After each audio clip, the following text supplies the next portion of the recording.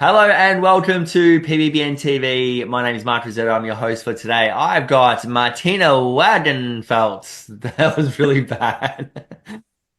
For those people that I was all over the shop. How do you say your name properly, Martina? Martina's from Sweden and she's got one of those names that Aussies can't pronounce. Please introduce yourself. You are. All right, I'm Martina Wagenfeld, and we do use the English translation Warmfeld many, many times over. So that's fine too. You can say Warmfeld. Warren Felt. Warren Felt. Now, you are a fine art photographer, award-winning extraordinaire, all the way from Sweden. Met you at SWPP. Not only are you an amazing photographer, you're an amazing person Blushing. that lightens up the room just by you stepping into it. You get so excited. And it was so cool to hang out with you at WPPI as well. But your work is amazing. You're amazing. You're awesome at what you Thank do. you. But you know, I had a rough start this morning, so I need that. So keep it coming. You need that. All right. For those people that do not know Martina, I'm just going to quickly jump onto Instagram and onto her website. And Martina, your style is very much so fine art portraiture. What makes Yeah. a fine art portrait? Why is a fine art portrait Well, a fine art portrait? I want to back up a little bit and just say like this. I haven't always had this style. I've been in business forever. This is my 28th year as a full-time photographer with my own studio here Yeah. in a mid-sized town in Sweden. And I started like most people, I shot everything like children, weddings, family portraits. I still do classic portraits, but I'm focusing and specializing in fine art portraits. So that's what I'm showing. There are on my webpage a classic portrait choice, but on my Instagram and everything, I focus on my fine art portrait because that's what I am most passionate about. So it's been about, I would say, 8 years-ish, 7, 8 years since I really manifested to work with fine art portraits.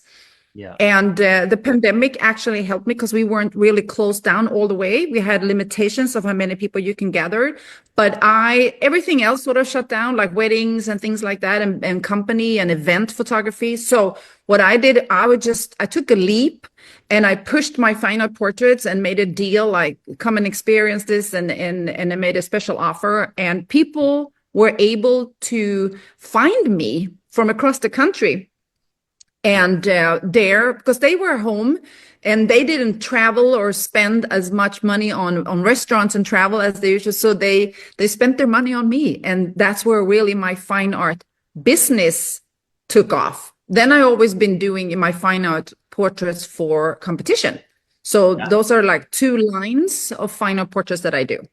Yeah, very cool. And And for those that don't know to her work, I found her photos after her getting her awards at the latest. Here it is, right here. There's your gold Yeah, camera. that's last weekend. Last weekend.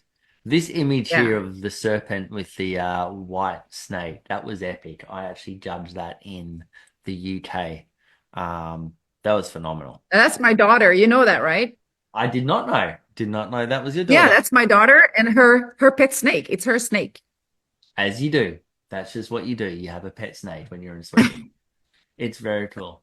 So throughout So COVID, anyway, throughout COVID, there was a really good time to rediscover, to play, to experiment, to try new different things. And I think that was a really good time for photographers, actually. Well, it was a really shit time for the world and photography, but it was a good time yeah. for photographers to almost slow down, lean up their business, find their passion, hone in on something that they really love. And fine art photography for that was you. Yeah, it was. And it has turned out quite well. And that's what I'm known for now. So I need to focus a lot of my marketing like on my other business because I also do corporate stuff. I do headshots and personal branding. I love that because I can't be working with final portraits every day. I couldn't be that creative Yeah. every day.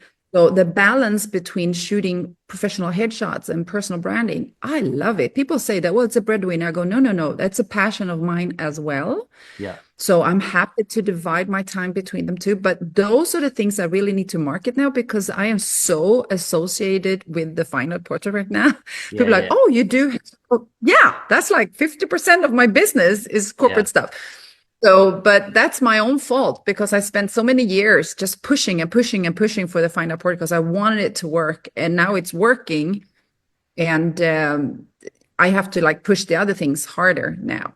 Okay, so So, weird question then, right? In a world of photography where it's actually been a hot kind of topic by default in the last probably 4 weeks, we were always told to niche down into a particular thing.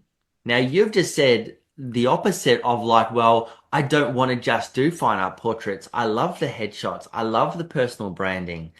But if you love fine art portraits so much, why don't you just niche down into just fine art portraits? Is it just because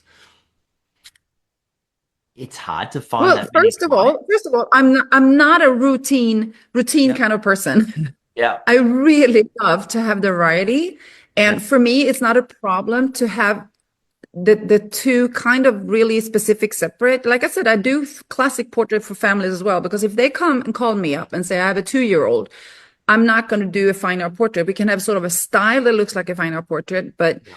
I do accommodate the classical portraits as well. They are very few in between right now because I'm once again so well known for my fine art portraits, but the classical are still there. Yep. But the headshots, I think it's just separate and it keeps me busy. I mean, I don't put all my eggs in one basket. And like I said, I've been in That's business the for key. 28 years. You Yeah. know, I do what I love. I don't do what I hate. I love doing headshots. I love doing personal branding. I love meeting people. Yeah. I've always been a people photographer. And I have to be honest, I don't love shooting 2-year-olds. I'm sorry, but I don't. Yeah. And I'm getting lazier and lazier and more tired as the more older I get. So for me, I literally naturally sort of fade those kind of sessions out, but Yeah. I'm pushing the other stuff because I'm thriving at it. I know I bring my whole personality into it and my joy, Yeah. and that makes it so much better. Yeah. But I have no problem with shooting both kind of genres. And I teach and I educate, and that also brings me joy. Yeah. So feeding that passion as well as monetizing on it, Yeah. it's a perfect combo, I think.